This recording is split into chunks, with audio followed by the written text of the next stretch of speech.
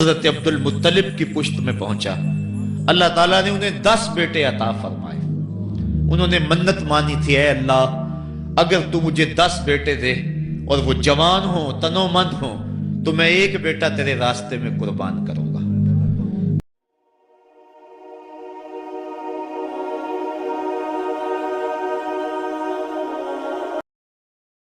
جب حضرت عبداللہ جو کہ حضرت عبد المطلب کے چھوٹے فرزند تھے، ان کی عمر 18 سال ہوئی تو حضرت عبد المطلب کو اپنی منت یاد آئی۔ انہوں نے اپنے 10 بیٹوں کو بلایا، کہا بیٹا میں نے کعبہ کے رب سے یہ وعدہ کیا ہے کہ اللہ مجھے اگر 10 بیٹے دے گا تو میں ایک بیٹا اللہ کی راہ میں قربان کروں گا۔ اب تم بتاؤ تمہاری رائے کیا ہے؟ کہانی حرم کی پھر دوبارہ دہرائی جا رہی ہے۔ کہا رائے بتاؤ۔ 10 کے 10 بیٹوں نے گردن خم کر دی۔ کہا ایک بیٹے کو ذبح کرنا ہے۔ کہا جس کو چاہو۔ کہا نہیں میں قرعہ ڈالتا۔ جب قرعہ ڈالا تو حضرت عبداللہ کے نام قرعہ نکل آیا۔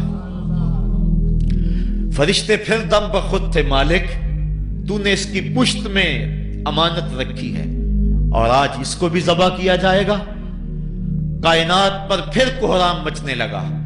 حضرت عبد المطلب آستینے چڑھا رہے ہیں، ہاتھ کے اندر چھری ہے۔ یہ خبر پورے مکے میں پھیل گئی، سارے سردار دوڑے آئے۔ کہا عبد المطلب یہ رسم تو نہ ڈالو، اس کا ادا کرنا مشکل ہو جائے گا۔ کہا میں نے کعبے کے رب سے یہ منت مانی تھی اور اللہ نے وہ منت پوری کر دی۔ اب میں تو جب قرعہ نکالا تو میرے اس فرزند کے نام قرعہ نکل آیا، میں اس منت کو ہر صورت میں پورا کروں گا۔ لوگ اکٹھے ہو گئے، منت سماجت کر رہے ہیں، لیکن حضرت سیدنا عبد المطلب ہر صورت میں اپنی اس منت کو پورا کرنے کے لیے مصر ہیں۔ پھر کہا کہ حجاز کی حرافہ اس کے پاس چلتے ہیں اور جا کے اس کے سامنے یہ مسئلہ رکھتے ہیں۔ بعض نے لکھا کہ حجر کی کہنا کے پاس جاتے ہیں۔ با اختلاف روایات وہ حجاز کی حرافہ کے پاس پہنچے۔ جب اس کا پتہ کیا تو وہ خیبر میں تھی، تو اس کے پاس سارے سردار اکٹھے ہو کے گئے کہ اس طرح ہمارے سردار نے منت مانی تھی تو اب وہ بیٹے کو ذبح کرنے کے لیے تیار ہے، تو تم بتاؤ کس کے بارے میں ہمیں کیا کرنا چاہیے۔ اس نے کہا کل آنا، میرا تابعی آئے گا تو میں اسے پوچھوں گی، جو مجھے کہے گا میں تمہیں بتا دوں گی۔ اگلے دن یہ سردار پھر اس حرافہ کے پاس پہنچے۔ اس نے کہا کہ میرا تابعی آیا تھا، پہلے تم یہ بتاؤ کہ تمہارے ہاں کسی شخص کی دیت کتنی ہے؟ جو شخص مقتول ہو اس کی دیت قاتل کتنی دیتا ہے؟ انہوں نے کہا 10 اونٹ۔ کہا جاؤ پھر ایک طرف 10 اونٹ رکھو اور ایک طرف عبداللہ کا نام رکھو اور قرعہ ڈالو۔ اگر 10 اونٹوں کی طرف قرعہ نکل آیا تو 10 اونٹ ذبح کر دینا، اور اگر عبداللہ کی طرف نام نکل آیا پھر دوبارہ 10 اونٹ ادھر اور رکھنا، 20 رکھنا، اور اس طرح اونٹ 10-10 بڑھاتے جانا۔ جب قرعہ عبداللہ کے نام سے ہٹ کر اونٹوں کی طرف نکلا تو پھر اتنے اونٹ ذبح کر دینا۔ میرے تابعی نے یہی حل بتایا ہے۔ کہا ٹھیک۔ آئے اور آ کے ساری بات سنائی۔ 10 اونٹ ایک سمت رکھے گئے اور حضرت عبداللہ کا نام ایک سمت رکھا گیا۔ جب قرعہ نکالا تو حضرت عبداللہ کے نام نکلا۔ پھر 20 اونٹ رکھے گئے، پھر قرعہ نکالا تو حضرت عبداللہ کے نام نکلا۔ پھر 30 اونٹ رکھے گئے، قرعہ حضرت عبداللہ کے نام نکل رہا ہے۔ 40 اونٹ رکھے گئے، 50 رکھے گئے، 60، 70، یہاں تک کہ 100 اونٹ رکھے گئے۔ 100 اونٹ جب ادھر ہو گئے، اب قرعہ نکالا تو اونٹوں کے نام نکل آیا۔ سارے خوش ہو گئے کہ اب قرعہ اونٹوں کے نام نکل آیا، عبداللہ کی جان بچ گئی۔ لیکن حضرت عبد المطلب فرمانے لگے کہ میں ایسا نہیں کروں گا۔ کہا کیا کرو گے؟ کہا ایک مرتبہ نکلا ہے، 3 مرتبہ قرعہ ڈالو۔ اگر تینوں مرتبہ عبداللہ کے نام کی بجائے اونٹوں کے نام نکلا تو پھر میں سمجھوں گا کہ اللہ کی طرف سے یہی مرضی ہے، ورنہ میں اپنے بیٹے کی گردن پہ چھری رکھ دوں گا۔ اللہ اکبر! مکے کے اندر سردار بھی دعائیں مانگ رہے ہیں۔ اللہ اکبر! ام ایمن بھی دعا مانگ رہی ہے۔ مکے کے پربت دعائیں مانگ رہے ہیں۔ کائنات کا ذرہ ذرہ دعائیں مانگ رہے. کرہ جب ڈالا گیا تو دوسری مرتبہ بھی کرہ اونٹوں کے نام نکلا. اب تیسری مرتبہ جب کرہ ڈالا گیا تو ہر ایک کا دل دھڑک رہا ہے. حضرت عبد المطلب تیار ہیں. کہا اگر تیسری مرتبہ بھی کرہ اونٹوں کے نام نہ نکلا تو میں اپنے بیٹے کی گردن پہ چھری پھیروں گا، چونکہ میں نے کعبے کے رب سے منت مانی ہوئی ہے. جب تیسری مرتبہ کرہ ڈالا گیا تو وہ بھی اونٹوں کے نام نکلا. 100 اونٹ ذبح کر دیے گئے. حضرت عبداللہ جو کہ حضور کی امانت کے امانت دار تھے، ان کی زندگی محفوظ ہوئی. حضور علیہ السلام فرمایا کرتے تھے انا ابن الذبیحین، لوگوں میں 2 ذبیحوں کا بیٹا ہوں. ایک ذبیح اسماعیل علیہ السلام ہے اور ایک ذبیح میرے والد حضرت عبداللہ رضی اللہ تعالیٰ عنہ. جلدی سے حضرت عبداللہ کی شادی کی گئی. حضرت آمنہ سلام اللہ علیہا آپ سے نکاح ہوا. شادی کو ابھی چند ماہ ہی گزرے تھے کہ حضرت عبداللہ رضی اللہ تعالی عنہ شام کی طرف تجارت کی غرض سے گئے. واپس جب مدینہ طیبہ پہنچے تو ان کی طبیعت خراب ہو گئی. تو وہ چند لمحے چند دن وہاں رک گئے. قافلہ بھی رکا لیکن طبیعت سنبھل نہیں رہی تھی. قافلے والے انہیں وہاں چھوڑ آئے اور واپس آ گئے. کچھ دنوں کے بعد خبر پہنچی کہ حضرت عبداللہ رضی اللہ تعالیٰ عنہ کا مدینے میں انتقال ہو گیا ہے. حضور علیہ السلام شکم مادر میں. فرشتوں نے کہا مالک تیرے نبی تو شکم مادر میں یتیم ہو گیا. اے اللہ تیرا نبی تو شکم مادر میں یتیم ہو گیا. آواز آئی آنا حافظہ و آنا ناصرہ و آنا کافلہ، تم کیوں پریشان ہوتے ہو؟ میں اس کی حفاظت بھی کروں گا، اس کی مدد بھی کروں گا، اس کی کفالت بھی کروں گا. حضرت آمنہ سلام اللہ علیہا کے دل میں یہ خیال تھا کہ میں اپنے شوہر نامدار جس کے چہرے کو ابھی میں نے جی بھر کے دیکھا بھی نہیں تھا اس کی قبر پہ جاؤں. لیکن جو امانت تھی اس امانت کے تقاضے ان کو اس سفر سے روکتے رہے. حتیٰ کہ حضور کی ولادت ہوئی. آقا کریم کی عمر جب 6 سال ہوئی تو اب ان کے دل میں یہ جذبے اور یہ احساس اجاگر ہوا اور یہ جذبہ بڑھ گیا کہ میں جاؤں اور اپنے شوہر نامدار کی قبر پہ حاضر ہوں. حضرت آمنہ سلام اللہ علیہا آپ اپنے نونہال فرزند کو لے کر ام ایمن جو کہ حضرت عبداللہ کی کنیز تھیں ان کو لے کر آپ پہنچے مدینہ المنورہ. کچھ عرصہ گزارا. اللہ کے محبوب علیہ السلام کو کسی یہودی نے دیکھا تو اس نے یہ خبر گرم کر دی کہ وہ جو موعود نبی ہے جس کا وعدہ ہماری سابقہ کتابوں میں ہے وہ یہی ہے.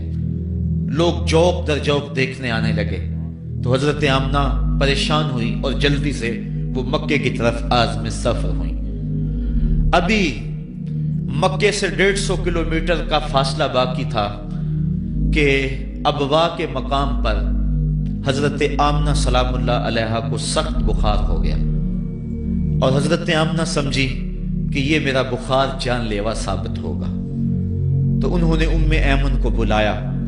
کہا لگتا ہے کہ یہ بخار میری موت کا باعث بنے گا. میں تمہیں وصیت کرتی ہوں کہ میرے بیٹے کو بحفاظت امیر قریش عبد المطلب تک پہنچا دینا. اور اس کے بعد حضور کو حضرت آمنہ نے بلایا، اپنے سامنے بٹھایا، سر پہ ہاتھ رکھا. حضرت آمنہ حضور سے کچھ باتیں کرنا چاہ رہی تھی. وادی ابوا کے اندر یہ منظر بڑا دلگداز تھا. حضرت آمنہ نے اب حضور کے سر پہ ہاتھ رکھا اور روتے ہوئے کہا، آنکھیں چھلکنے لگی. کہا بیٹا ہر نئی چیز نے پرانی ہو جانا ہے اور ہر باقی نے فنا ہو جانا ہے. میں بھی جا رہی ہوں وذکر باک و ولد تو تہرا، لیکن سنو میرا ذکر نہیں مٹے گا. میں تیرے جیسا پاکیزہ بیٹا چھوڑ کے جا رہی ہوں. یہ آخری لفظ تھے حضرت آمنہ سلام اللہ علیہا کے. اس کے بعد حضرت آمنہ سلام اللہ علیہا آخری ہچکی لی اور حضور سے ماں بھی جدا ہو گئی.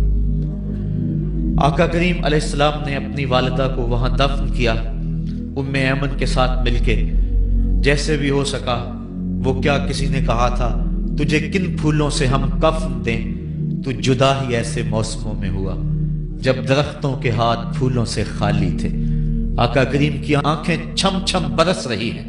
حضرت ام ایمن حضور کو اپنے ساتھ چمٹا لیا اور مکہ المکرمہ پہنچ کے حضور کے دادا کے سپرد کیا۔ 2 سال تک وہ حضور علیہ السلام کو اپنی کفالت میں انہوں نے رکھا۔ کعبۃ اللہ کے سائے میں ان کی مسند بچتی تھی اور ان کے بیٹوں میں سے اور قوم کے کسی فرد کو یہ ہمت نہیں ہوتی تھی کہ اس مسند کے اوپر بیٹھے، دور ہٹ کے بیٹھتے تھے، لیکن حضور جب آتے تو اس مسند کے اوپر چڑھ کے بیٹھ جاتے۔ حضور کے چچا اور حضور کے دیگر عزیز و اقارب کہتے کہ بیٹا نہ چڑھو، تو حضرت عبد المطلب کہتے رہنے دو، یہ بڑی شان والا بیٹا ہے۔ ان سے محبت کرتے، ان کو اپنے ساتھ سلاتے۔ 8 سال کی حضور کی عمر ہوئی کہ امیر قریش کا بھی انتقال ہو گیا۔ ابن حشام نے لکھا ہے کہ جب امیر قریش کا انتقال ہوا تو سوگ میں مکے کے بازار بند ہو گئے، پورا شہر جنازے میں امٹ آیا، لیکن 8 سال کا بچہ تھا، بلک بلک کے رو رہا تھا۔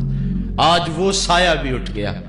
پھر چچا کی کفالت میں گئے اور انہوں نے جس انداز سے کفالت کی اور محبتوں کا ثبوت دیا وہ الفتوں کی ایک لمبی داستان ہے۔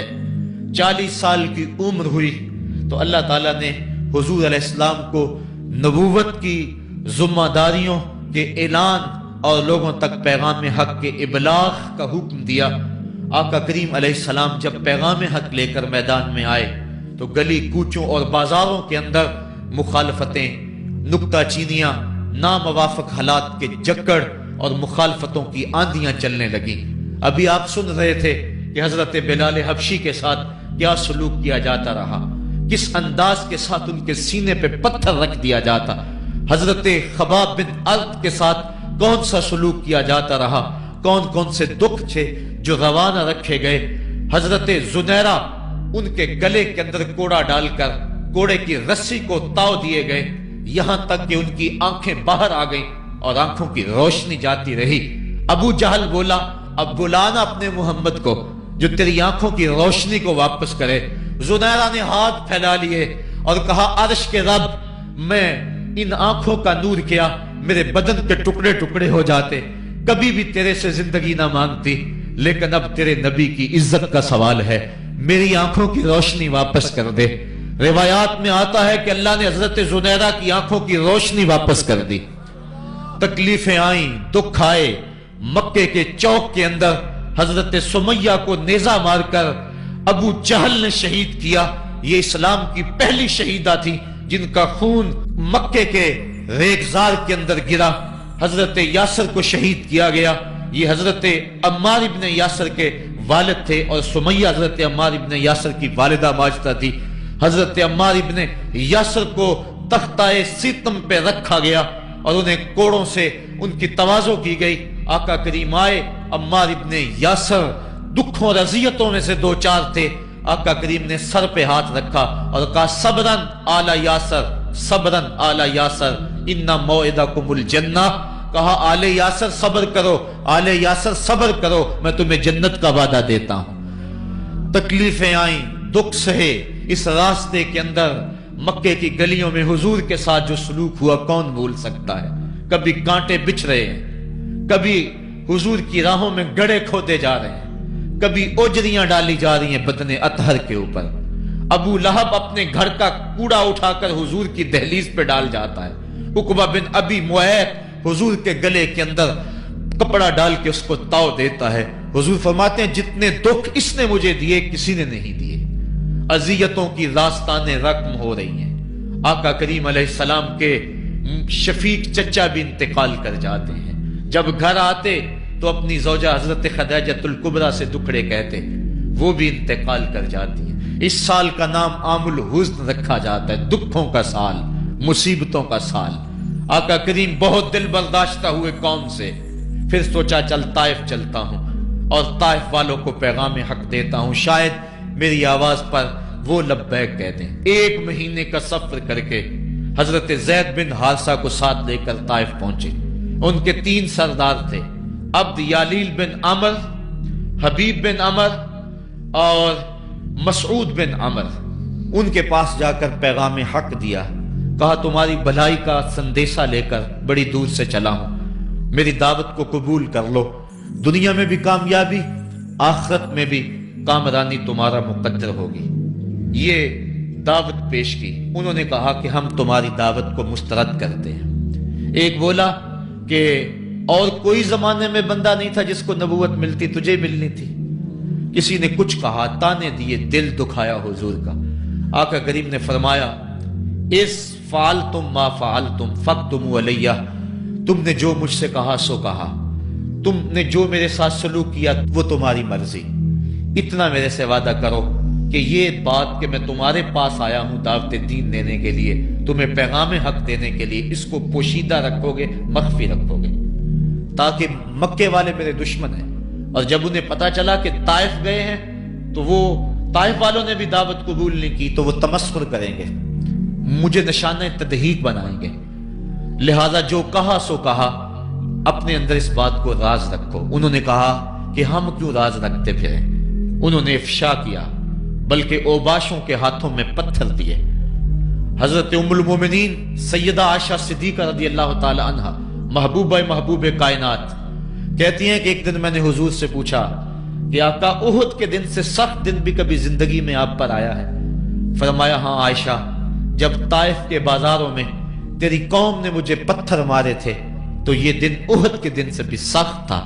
حضور فرماتے ہیں جب میں طائف سے باہر نکلا تو ان کے ہنڈے دو رویا کتاروں میں کھڑے تھے، ہاتھوں میں پتھر، اور میں درمیان سے گزرنے لگا تو وہ میرے پاؤں پہ پتھر مارتے، میں پاؤں اٹھا لیتا تو دوسرے پاؤں پہ پتھر مارتے، پھر میں شدت درد اور احساس کرب سے بیٹھ جاتا تو ان کے دو گھنڈے آگے بڑھتے، مجھے کندھوں سے پکڑ کے اٹھاتے اور پھر مجھے پتھر مارتے۔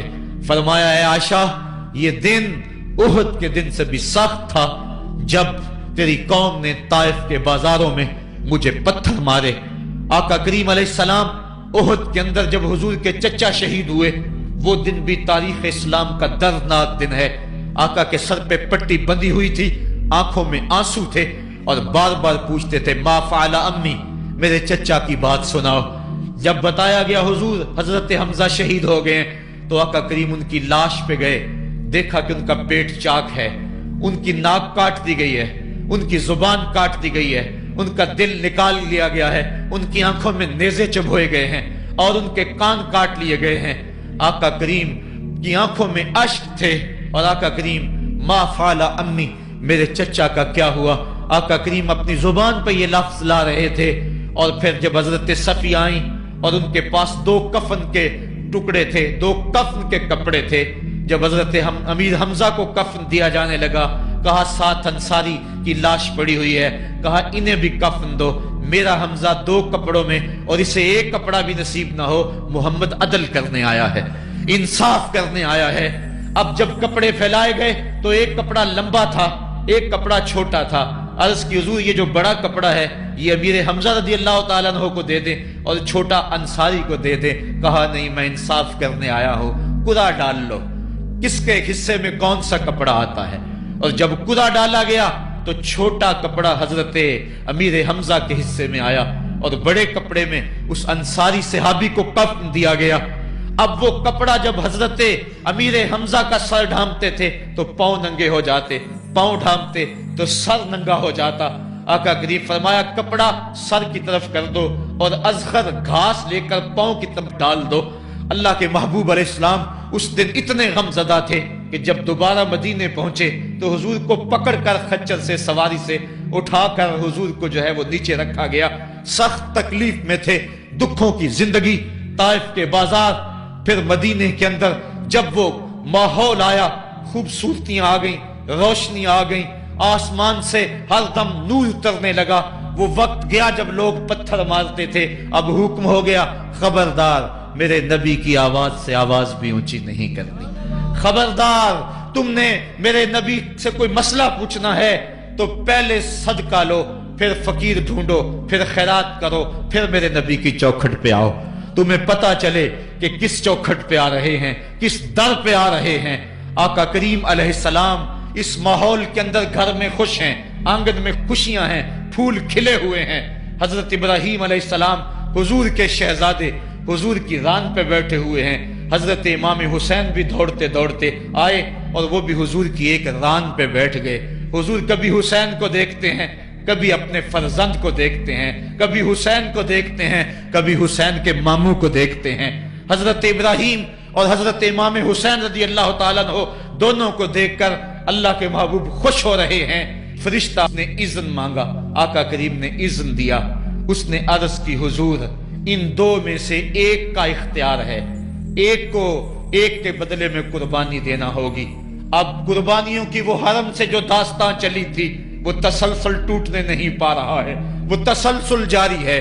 حضور نے ایک نظر حضرت ابراہیم کو دیکھا اور پھر ایک نظر حضور نے حضرت امام حسین کو دیکھا، پھر حسین کو پکڑ کے سینے سے لگایا اور کہا میں اپنے اس بیٹے کو قربان کر رہا ہوں۔ چند دن کے بعد حضرت ابراہیم کا انتقال ہوا۔ حضور کو جب خبر پہنچی، آقا کریم کی آنکھیں آنسو برسا رہی تھی۔ وَأَيْنَ رسول اللہ تدمعان، حضور کی آنکھوں میں آنسو جاری تھے اور حضور اپنے بیٹے کے سرہانے بیٹھے، پیشانی پہ ہاتھ رکھا، کہا بیٹا آنکھیں رو رہی ہیں، دل غم زدہ ہے، لیکن زبان سے وہی کہوں گا جس سے رب راضی ہوگا۔ لیس منا من ضرب الخدود وشق الجیوب ودعا بدعوی الجاہلیہ، جو گریبان نوچتا ہے، منہ پہ تھپڑ مارتا ہے، سینہ کو بھی کرتا ہے، کہ ہمارے ساتھ اس کا کوئی تعلق نہیں ہے۔ آنکھوں کا غم اور دل کا غم رحمان کی طرف سے ہے، ہاتھوں کا غم اور زبان کا واویلا یہ شیطان کی طرف سے ہے۔ کہا بیٹا آنکھیں رو رہی ہیں، دل غم زدہ ہے، لیکن زبان سے وہی کہوں گا جس سے رب راضی ہوگا۔ اب امام حسین حضور کی گود میں کھیلتے ہیں، کبھی حضور اپنی زبان ان کے منہ میں دے رہے ہیں، کبھی حضور اس کو اپنے کندھوں پہ سوار کرا رہے ہیں۔ کسی صحابی نے کہا کتنی اچھی سواری ملی، کہا سواری دیکھ رہے ہو، سوار بھی تو دیکھو۔ کبھی سجدے میں ہیں تو حسین پشت پہ آ کے سوار ہو جاتے ہیں، آقا سجدے کو طول دے رہے ہیں۔ حضرت اسامہ بن زید رضی اللہ تعالیٰ عنہ فرماتے ہیں رات کافی بیت چکی تھی، میں حضور کے در پہ گیا۔ صحابہ حضور کے در پہ چوکھٹ پہ دستک نہیں دیا کرتے تھے، حضور کی چوکھٹ پہ لگ کے بیٹھ جاتے، آقا کریم اپنی مرضی سے آتے، صحابہ دکھڑا کہہ لیتے، کہانی کہہ لیتے، جو پوچھنا تھا پوچھ لیتے۔ لیکن اگر کبھی حالت ناگزیر ہوتی، کبھی ایمرجنسی حالات بنتے، تو صحابہ اپنی انگلیوں کے پوروں کے ساتھ حضور کے دروازے پہ دستک دیتے۔ کانت تکرہ ابواب النبی بالاظافر، اللہ اکبر۔ حضور تشریف لائے، حضور سے حاجت کہی۔ یہ 14ویں صدی کی مصیبت ہے کہ نبی سے مانگنا نہیں چاہیے، اگر نبی سے نہیں مانگنا تو کس سے مانگے؟ اور کون سی چوکھٹ ہے جس در پہ جھولی پھیلائیں؟ کون سا دوارہ ہے جہاں کشکول پھیلا کے کہیں کہ ہماری جھولی بھر دی جائے؟ اور جتنے بھی سہارے ہیں سبک کرتے ہیں، عزت نفس بڑھاتا ہے سہارا تیرا، ہر آسرا ذلیل کرتا ہے، نبی کا آسرا بندے کو سر بلند کرتا ہے۔ حضرت اسامہ بن زید کہتے ہیں میری حاجت پوری ہو گئی، لیکن میں نے کیا ماجرا دیکھا۔ جب حضور گفتگو کر رہے ہیں، دوران گفتگو اللہ کے محبوب کمبل اوڑھ کے یوں ہی آ گئے تھے، حضور کے دائیں بائیں سے حرکت کا احساس ہوتا ہے جس طرح اندر کوئی چیز ہے۔ میری حاجت پوری ہوئی تو مجھ سے نہ رہا گیا، میں نے پوچھ لیا، میں نے کہا بندہ نواز یہ کیا ماجرا؟ آپ کمبل اوڑھا ہوا ہے اور اندر سے کسی کی حرکت کا احساس ہے۔ فکشفہ، حضور نے کمبل کو کھول دیا۔ فائز الحسن والحسین علی وارکیہ، تو ایک پہلو سے امام حسن لپٹے ہوئے تھے، ایک سے امام حسین لپٹے ہوئے تھے۔ کہا یہ میرے بیٹے ہیں، یہ میری بیٹی کے بیٹے ہیں، اے اللہ میں ان سے پیار کرتا ہوں، تو بھی ان سے پیار کر، اور جو ان سے پیار کرے میرے مالک تو اس سے بھی پیار کر۔ اور ایک دن فرمایا حسین منی وانا من الحسین، لوگو حسین مجھ سے ہے اور میں حسین سے ہوں۔ لمحے بیتتے گئے، پھر وہ جاں گداز لمحے بھی آئے جب صحابہ کی چیخیں نکل رہی تھی، جب مسجد نبوی اجڑ رہی تھی، جب حجرہ عائشہ کے اندر اللہ کے محبوب اپنے رب کے ہاں جانے کی تیاریاں کر رہے تھے، جب سیدہ فاطمہ کے لبوں پہ یہ لفظ تھے سبت علیہ مصائب لو سبت علی الارض سرنا لیالیا، میرے اوپر اتنی مصیبتیں پڑی، اگر یہ دنوں پہ پڑتی تو وہ بھی کالی راتیں بن جاتے۔ حضور علیہ السلام کا جب جسد اطہر اٹھا تو صحابہ کی جو حالت تھی وہ اس انداز سے کہ صحابہ کے کلیجے پھٹ رہے تھے، روحیں گداز ہو رہی تھی۔ ایک ہاتھ اٹھا کے دعا مانگ رہا تھا اللہم اذہب بصری حتی لا ارا بعد حبیبی محمد احدا، اے اللہ مجھے اندھا کر دے، مجھے اندھا کر دے، مجھ میری آنکھوں کی بینائی اچک لے، تیرا محبوب تہے مزار چلا گیا، میں نے آنکھوں کی روشنی کو کیا کرنا ہے۔ وہ دن بھی آئے، حضرت سیدنا صدیق اکبر کا کلیجہ بھی پگھل رہا ہے، وہ بھی غم رسول میں رو رہے ہیں، صحابہ تڑپ رہے ہیں۔ وہ اونٹنی، غصبہ نامی اونٹنی جس پہ حضور سواری کرتے تھے، وہ حضرت فاطمہ کے دروازے کے اوپر سر رکھ کے رو رو کے مر گئی۔ جب محبوب نہیں رہے تو ہم نے جی کے کیا لینا ہے۔ کائنات اجڑ گئی، جہان میں جو ہے وہ ہر سمت اندھیرا ہی اندھیرا چھا گیا، لیکن روشنی کے ٹمٹماتے ہوئے چراغ آج بھی روشن ہیں، جن کو دیکھ کر مصطفیٰ یاد آتے ہیں۔ لوگ ان شہزادوں کو دیکھ لیتے ہیں اور حضور کی یاد کو تازہ کر لیتے ہیں۔ وقت گزرتا گیا، پھر وہ لمحے بھی آئے کہ جب حضرت امام حسن کو زہر دیا گیا اور آپ کا کلیجہ کٹ کٹ کے کئی سو حصوں میں باہر آیا۔ آپ سے آخری لمحے حضرت امام حسین نے پوچھا کہ میرے بھائی کوئی وصیت؟ کہا بیٹا کوفے والوں سے بچ کے رہنا، ان کے دغے سے بچ کے رہنا۔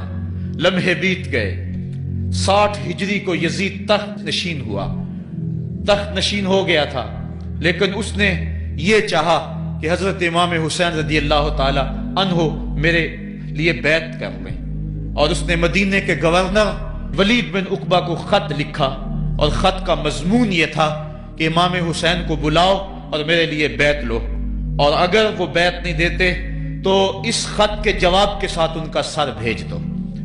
ولید بن عتبہ محب اہل بیت تھا، اس نے رات کی کافی تاریکی کے اندر حضرت امام حسین رضی اللہ تعالیٰ عنہ کو پیغام بھیجا۔ حضرت امام حسین نے حضرت عبداللہ ابن زبیر سے مشورہ کیا، انہوں نے کہا اس وقت گورنر کا بلانا خیر نہیں، صبح جائیں گے۔ آپ فرمایا نہیں میں بھی جاتا ہوں۔ کچھ سواروں کو ساتھ لیا، کہا تم باہر کھڑے ہو جانا دارالامارت کے، اگر میں آواز دوں تو تم دوارے پلانگ کے اندر آ جانا۔ ولید بن عتبہ کے پاس امام حسین پہنچے، آپ نے کہا کہ سناؤ کیا معاملہ ہے؟ تو اس نے کہا کہ یہ خط ہے جو یزید نے بھیجا ہے۔ آپ نے فرمایا کہ میں صبح بتاؤں گا۔ ولید بن عتبہ نے کہا ٹھیک ہے۔ امام حسین پلٹنے لگے تو مروان بن حکم جو پاس بیٹھا ہوا تھا گورنر کے، کہنے لگا یہ چلے گئے تو دوبارہ ہاتھ نہیں آئیں گے، اب موقع ہے، اب ان کو پکڑ لو اور ان سے زبردستی بیعت لے لو۔ یہ بات حضرت امام حسین کے کانوں میں پڑی، آپ پلٹے، نیام سے تلوار نکالی، حیدری کچھار سے محمدی شیر نکل آیا، اور حضرت امام حسین رضی اللہ تعالیٰ عنہ نے اس وقت جو جملے کہے، تاریخ کے اوراق کے اندر وہ جملے محفوظ ہیں۔ حضرت امام حسین نے کہا ایھا الامیر، اے امیر تو جانتا نہیں ہم کون ہیں؟ انا معدن الرسالہ و مہبط الوحی و مختلف الملائکہ، میں وہ ہوں جس کے گھر میں جبریل آتا تھا، ہمارے گھر میں وحی اترتی رہی ہے۔ وَيَزِيدُ بْنُ الْمُعَاوِيَةِ رَجُلٌ فَاسِقٌ فَاجِرٌ قَاتِلُ النَّفْسِ مُعْلِنٌ بِالْفِسْقِ شَارِبُ الْخَمْرِ وَمِثْلُنَا لَا يُبَايِعُ، کہا اور یزید شرابی ہے، یزید مسلمانوں کا قاتل ہے، یزید فاسق مولن ہے، اے امیر میرے جیسا شخص چھپ کر بیعت نہیں کر سکتا۔ اللہ اکبر۔ حضرت امام حسین نے جب یہ بات کہی، جو باہر لوگ کھڑے تھے وہ بھی چاقو چوبند ہو گئے۔ اس نے کہا حضور آپ جائیے۔ مروان مشورے دیتا رہا، لیکن حضرت امام حسین کو گورنر مدینہ نے کہا کہ آپ جائیے۔ حضرت امام حسین رضی اللہ تعالیٰ عنہ واپس پلٹے۔ حضرت امام حسین کی ہمشیرہ سیدہ زینب انتظار کر رہی تھی بھائی کا۔ پوچھا کیا ماجرا ہے؟ کہا حالات بگڑ گئے، اب ہمارا مدینے میں رہنا محال ہے، صبح سحری سے قبل شہر مدینہ چھوڑ دیں۔ اللہ اکبر، ورنہ ہمارے خون سے نبی کا حرم لالا زار بنے گا۔ حضرت امام حمام رضی اللہ تعالیٰ عنہ نے اہل بیت کی مشاورت سے یہ فیصلہ کر لیا۔ کجاوے کسے جانے لگے، سامان تیار ہو گیا۔ حضرت محمد بن حنفیہ کو کہا کہ تم یہاں رہو، اور تم خبر پہنچانا کہ پیچھے کیا ماجرے ہوتے ہیں، اور مکے کی طرف میں سفر کر رہا ہوں۔ کہانی لمبی ہو رہی ہے اور وقت کے دامن میں اتنی گنجائش نہیں ہے کہ پھر کس طرح شہر مدینہ چھوڑا ہوگا۔ حاجی جاتے ہیں 8 دن اور 8 دن کے بعد مدینہ چھوڑتے ہیں۔ ان سے کوئی پوچھو کہ مدینہ چھوڑنا کتنا مشکل ہے۔ وہ کیا کسی حاجی کو لوگ مبارک دے رہے تھے؟ اس نے کہا تھا مبارک دے رہے ہو دوستو حج و زیارت کی، میرا غم بھی تو دیکھو، میں مدینہ چھوڑ آیا ہوں۔ جو 8 دن مدینہ رہتا ہے اس سے مدینہ چھوڑا نہیں جاتا جس کی ولادت مدینے میں ہوئی، جو کھیلتا تھا تو مدینے کی گلیوں میں، جس کے گھر کا دروازہ مسجد نبوی میں کھلتا تھا، اس حسین کو مدینہ چھوڑنا قیامت ہوگی۔ شہر مدینہ چھوڑا، حضرت امام حسین رضی اللہ تعالیٰ عنہ مکہ المکرمہ پہنچے۔ وہاں رمضان گزرا، حالات وہاں بھی بگڑتے گئے، مسلسل خط آتے رہے کوفے سے۔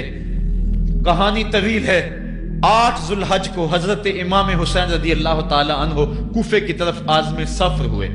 حضرت عبداللہ ابن عمر، عبداللہ ابن عباس رضی اللہ تعالیٰ عنہما اور دیگر صحابی ہاتھ جوڑ کے کھڑے ہو گئے، بلکہ حضرت عبداللہ ابن عباس نے تو یہاں تک کہہ دیا کہ میں دیکھ رہا ہوں کہ وہاں تمہیں شہید کیا جائے گا، آپ اگر ضرور جاتے ہیں تو ان بچوں کو چھوڑ دیں۔ حضرت امام حسین فرماتے میرے غم گسارو، میرے پیارو مجھ کو نہ روکو، مجھ کو جانے دو، مجھے نانے کے دی کی ڈوبتی کشتی بچانے دو۔ میں جاتا ہوں کہ دنیا پر وفا کا نام رہ جائے، میں رہوں نہ رہوں پر عظمت اسلام رہ جائے۔ میں نہیں جاتا تو نبی کے گھر کی آن جاتی ہے، لوگوں تمہارا دین جاتا ہے، میری غیرت ایمان جاتی ہے۔ کہا مجھے جانا ہوگا۔ 8 ذو الحج کو لوگ کعبہ کی طرف آ رہے ہیں اور کعبہ دلہن کی طرح سنورا ہوا ہے، طواف کرنے والوں کا جھرمٹ ہے، حاجی حج کرنے آ رہے ہیں، لیکن حضرت امام حمام کسی اور حج کی تیاری کر رہے ہیں۔ کسی نے کہا حج تو کر جائیں، اتنی مرتبہ مدینے سے پیدل چل کے آئے اور آج تو مکہ المکرمہ میں موجود ہے۔ کہا پیچھے ہٹو، جو حج میں کرنے جا رہا ہوں وہ نوکھا ہوگا، وہ نرالا ہوگا، تم بھی طواف کرو گے، میں بھی طواف کروں گا، تم طواف کعبۃ اللہ کا کرو گے اور میں خیموں کا طواف کروں گا۔ ایک حج تمہارا ہے، ایک حج میرا ہے، تم بوسے لوگے کس کے حجر اسود کے، میں اپنے فرزند کا منہ چوموں گا۔ لوگوں ایک طواف تمہارا ہوگا، ایک طواف میرا ہوگا، تم آب زمزم پیو گے، میں پیاسا رہوں گا، اور تم کبھی صفا پہ کبھی مروہ پہ دوڑو گے، میں کبھی علی اکبر کی لاش اٹھانے جاؤں گا، کبھی میں قاسم کی لاش اٹھانے جاؤں گا، کبھی اون و محمد کے تڑپتے ہوئے لاشوں کو اٹھانے جاؤں گا۔ لوگوں ایک حج تمہارا بھی ہے، ایک حج میرا بھی ہے۔ جب تم حج کر لو گے تمہاری سائی مکمل ہو جائے گی تو تم سر مڈا کے حرام کھول دو گے، اور جب میری سائی مکمل ہو جائے گی تو میں سر کٹا کے حرام کھول دوں گا۔ تم سفید احرام پہنو گے، میں سرخ احرام پہنوں گا، اور وہ حج قیامت تک کے آنے والے حجوں کی آبرو ہوگا۔ حسین اگر نہ شہید ہوتا تو آج گھر گھر یزید ہوتا، اسلام کی عظمت عیاں نہ ہوتی، خدا کے گھر میں اذان نہ ہوتی، بار الہا نوحہ سناتا پھرتا، تا روز جزا اشک بہاتا پھرتا۔ امداد نہ کرتے اگر کربلا میں حسین، اسلام تیرا ٹھوکریں کھاتا پھرتا۔ کربلا کی تپتی ہوئی ریگزار میں حضرت امام حسین نے جبر و ظلم کے خلاف جس قوت سے کھڑے ہو کر عظیمت کی داستان رقم کی۔ 10 محرم کا دن تھا، جمعے کا یوم سعید تھا، بھیچ کربلا کے میدان میں دوپہر کے وقت جب نبی کا خاندان اجڑ رہا تھا، ایک ایک کلی اس چمن کی کٹ رہی تھی۔ 72 افراد 22,000 کے لشکر جرار کے مقابلے میں کھڑے تھے۔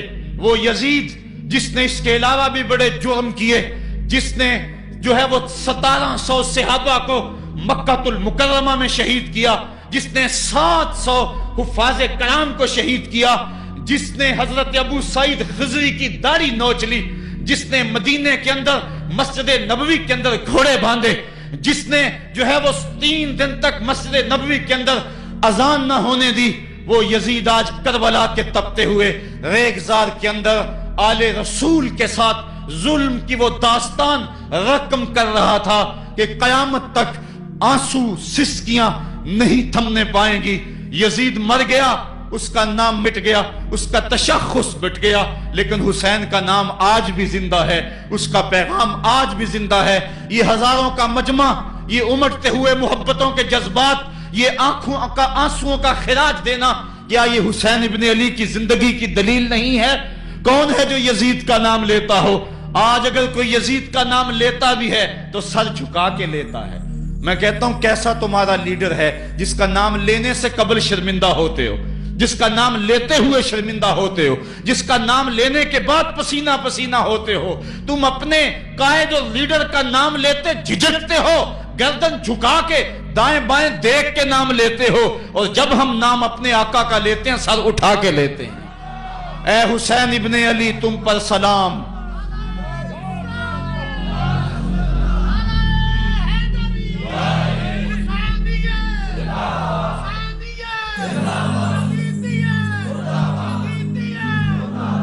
साहिबो, करबला का तपता हुआ मंजर है, इतने दुख आ गए।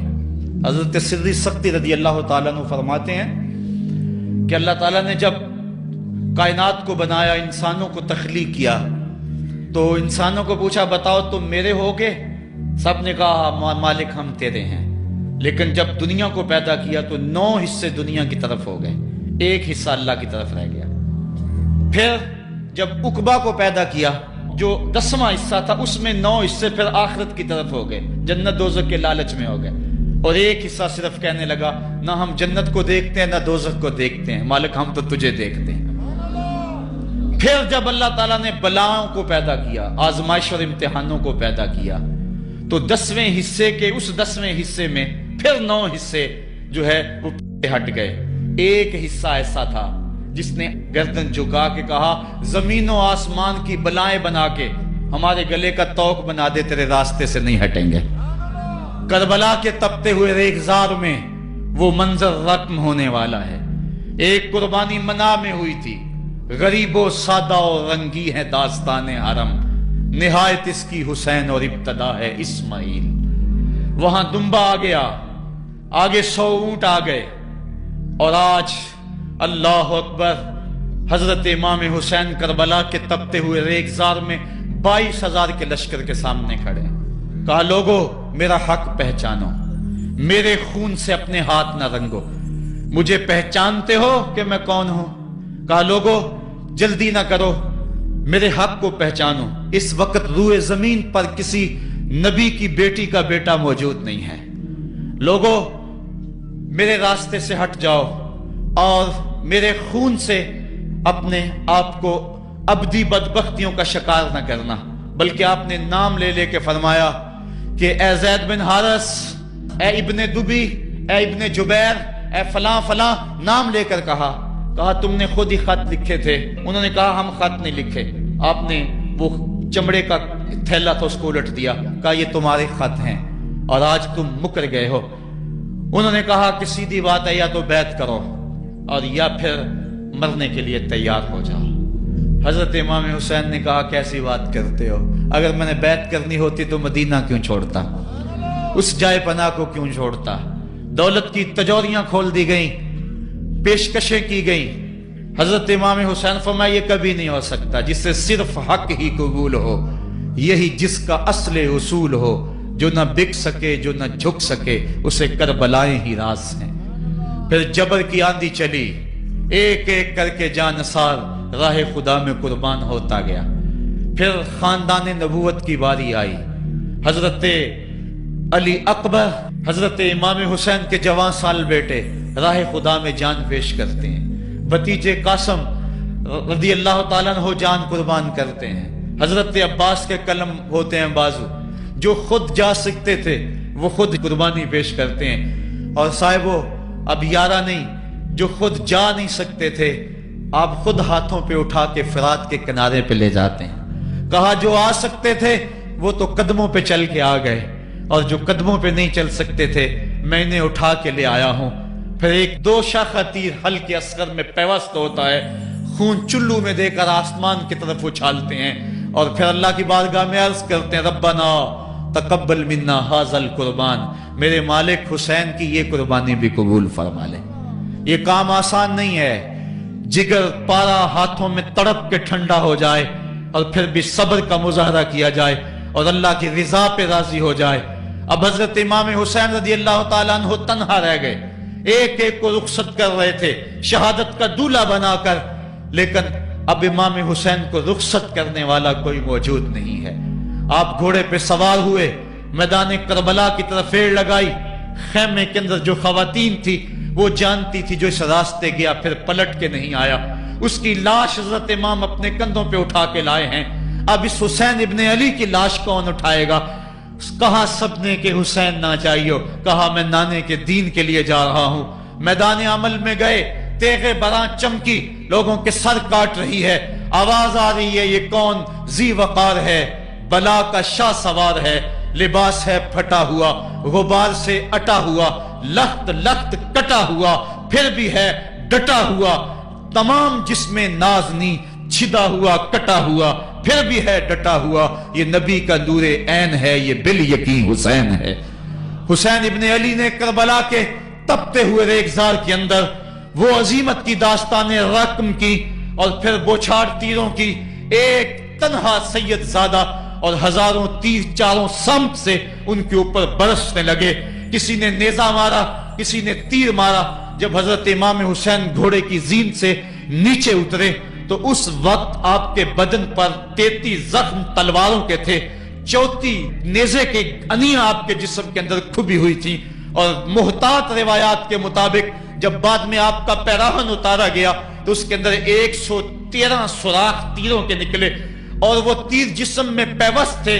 और जब घोड़े की जीन से फर्शे जमीन पर गिरे, लगा जिस तरह रेहल से कुरान गिर गया हो।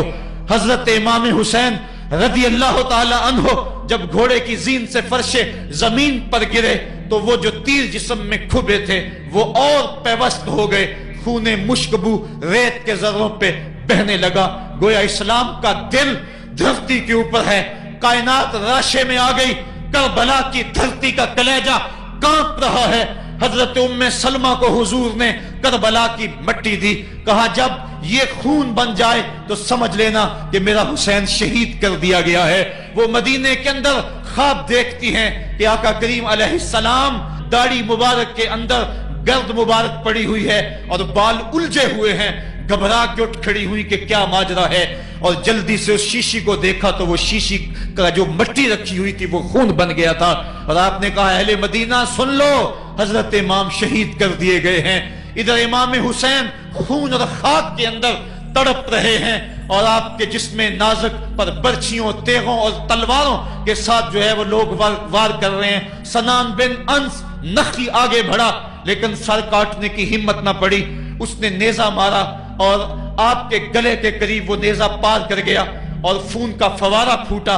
जरा बिन शुरैक ने आपकी पेशानी पे नेजा मारा, आप घबरा के गिरे, उठे और फिर गिर गए और फिर आपने अपनी पेशानी सजदे में रख दी। अपना खून जो था वो चेहरे पे मल लिया।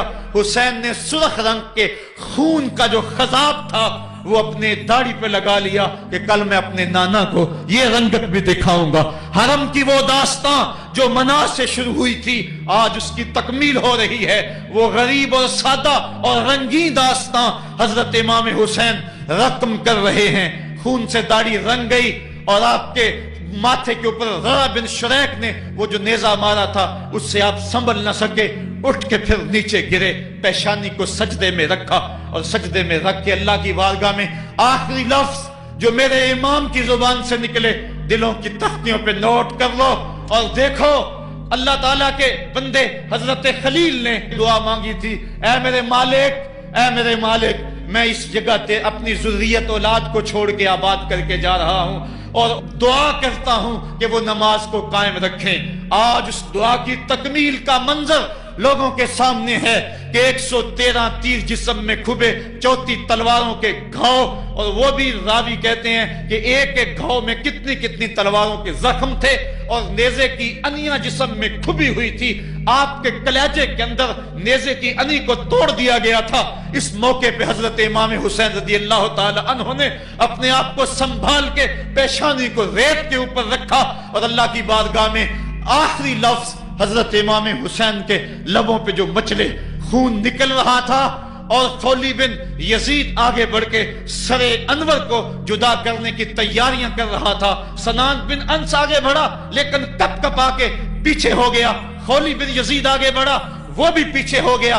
फिर शिमर आया और शिमर आपके जिस्म नाज़ुक के ऊपर बैठ गया। हजरत इमाम हुसैन ने जब देखा तो इसके बदन के ऊपर बरस के फुलपैरी के निशान थे। तो हजरत इमाम हुसैन की जुबान से निकला, सदक़ल्लाहु व सदक़ रसूलुल्लाह, मेरे आका मेरे अल्लाह ने सच कहा। उसने कहा, क्या सच कहा? कहा, एक दिन मैं हुजूर की खिदमत में हाजिर था तो हुजूर ने फरमाया था, मैं देख रहा हूं एक चतकबरा कुत्ता मेरी औलाद के खून में मुंह मार रहा है। आज मैं देख रहा हूं कि मुस्तफा करीम का वो फरमान जो है वो पूरा हो रहा है। वो गुस्से में आया। इमाम जल्दी अपनी पेशानी सजदे में रखी और अल्लाह की बारगाह में इमाम के आखिरी लफ्ज़ थे, अल्लाहुम्मा रज़न बिक़ज़ाइका व सब्रन अला बलाइका तस्लीमन ले अमरिका, सुबहान रब्बियल आला, सुबहान रब्बियल आला, सुबहान रब्बियल आला। मालिक, भाई, बेटे, भतीजे, भांजे, जानसार, आयानो अंसार सब कुछ लटा के, अब्बास के बाजू कटा के, जो जा सकते थे उन्हें भेज के, जो जा नहीं सकते थे खुद उठा के ले जा करके, अब्बास के बाजू कलम करवा के, ये खेमे के अंदर बच्चियां यतीम हो गई हैं, सुहाग उजड़ गए हैं। मेरे मालिक, सब कुछ लुटा के नबी का घर उजड़ गया, एक एक पत्ती गिर गई। जिनको बुलाया गया था आज उनकी मेजबानी तीरों, तलवारों और नेजों से हुई। लेकिन मालिक, तू देखा मेरी जुबान पे हाय नहीं आई, मैंने उफ तक नहीं की, जख्म पे जख्म खा के जी, खूने जिगर के घूंट पी, आह न कर लबों को सी। ये इश्क है, ये दिल लगी नहीं, ये मोहब्बत है। यहाँ लोग मसलूब भी होते हैं, यहाँ लोग सूली भी चढ़ते हैं। हुक्म होता है, खबरदार अगर आह भी की तो साबरों से नाम काट दूंगा। कहा, मालिक अल्लाहुम्मा रज़न बेक़ज़ाइका, जो तकदीर थी मैं उस पर राजी हो गया। वह सब्रन अला बलाइका, मालिक तूने देखा मैंने सब्र भी किया। तस्लीमन ले अमरे का, मुझे मालिक एतराज भी कोई नहीं, जो तेरा हुक्म था मैंने उसको तस्लीम भी कर लिया। सुबहान रब्बियल आला, मालिक तू बड़ा है, तू बड़ा है। हुसैन सब कुछ लटा के, बच्चे कटा के, बाजू कटा के, घर उजाड़ के मालिक तेरी बारगाह में हाजिर हो रहा है, और इतना कुछ करने के बावजूद भी तेरे पे राजी है। मेरे मालिक तू भी बता, तू भी हुसैन पे राजी हुआ है या कि नहीं हुआ है? तू भी हुसैन पे अब राजी हुआ है कि नहीं हुआ? आवाज आई, इस प्यासे पर अली शेरे खुदा को नाज है, इस नवासे पर मोहम्मद मुस्तफा को नाज है। औरों ने भी सजदे किए पर इसका जब अंदाज है, इसने वो सजदा किया जिस पर खुदा को नाज है। ए हुसैन इब्ने अली तुम पर सलाम, मेरे साथ मिलके कह दो, ए हुसैन इब्ने अली तुम पर सलाम, ए हुसैन इब्ने अली तुम पर सलाम। यही वक्त था जब खानदान नबूवत लुट रहा था।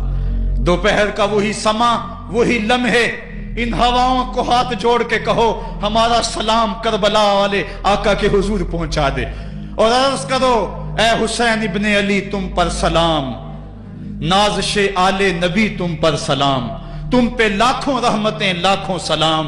ए शहीदाने मोहब्बत के इमाम, लाला गूं लाला बदन लाला कफन, ए चमन अंदर चमन, जिंदगी ही जिंदगी तेरी हयात, ए हयात अंदर हयात। इफ्तिखारे मिल्लते बैजा है तू, रब्बे काबा की कसम यकता है तू। फख्र का दिल में दरीचा बाज करना चाहिए, जिनका तू आका है उनको नाज करना चाहिए। हम वाह हुसैन वाले हैं, आ हुसैन वाले नहीं हैं। वाह हुसैन तेरी अजमतों को सलाम। को हमालिया का कलेजा भी फट जाता, शक हो जाता, लेकिन इतने जख्म कलेजे पर जवां बेटे की लाश को कंधों पे उठा के लाना कोई मजाक तो नहीं है। हजरत इमाम हुसैन ने जबर के खिलाफ खड़े होकर कयामत तक के लिए राहे अमल छोड़ा। حضرت اقبال خراج پیش کرتے ہیں، آ امام عاشقاں پورے بطول، سروے آزاد دبستان رسول، اللہ اللہ بائے بسم اللہ پدر، مانائے ذبح عظیم آیت بسر، سرخ رو عشق غیور از خونے او، شوخی این مصرع از مضمون او، تا قیامت قطع استبداد کرد، موج خونے او چمن ایجاد کرد۔ اقبال کہتا ہے کہ عشق غیور کے چہرے پہ جو سرخی اور بانکپن ہے وہ حسین ابن علی کے خون کا صدقہ ہے۔ قیامت تک کے لیے جبر کے خلاف جتنی بھی قومیں اٹھیں گی اور جتنے بھی لوگ میدان عمل میں آئیں گے، میں ہر سال کہا کرتا ہوں کہ سب کا قائد حسین ابن علی ہوگا۔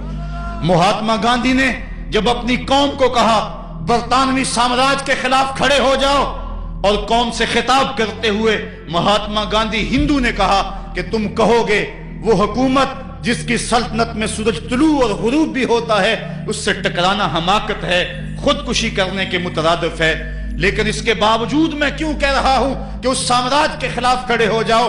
مہاتما گاندھی نے کہا تھا اس لیے کہ میرے سامنے حسین ابن علی کا کردار موجود ہے۔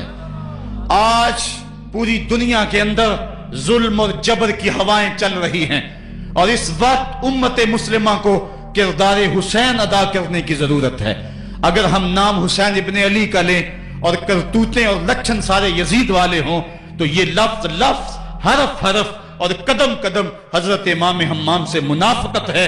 آؤ اگر میں نام حسین لیتا ہوں تو گھر بھی اجڑ جائے، حق کا پرچم کبھی نہ گرنے دوں۔ میں اور آپ اس عزم کے ساتھ میدان عمل میں اتریں۔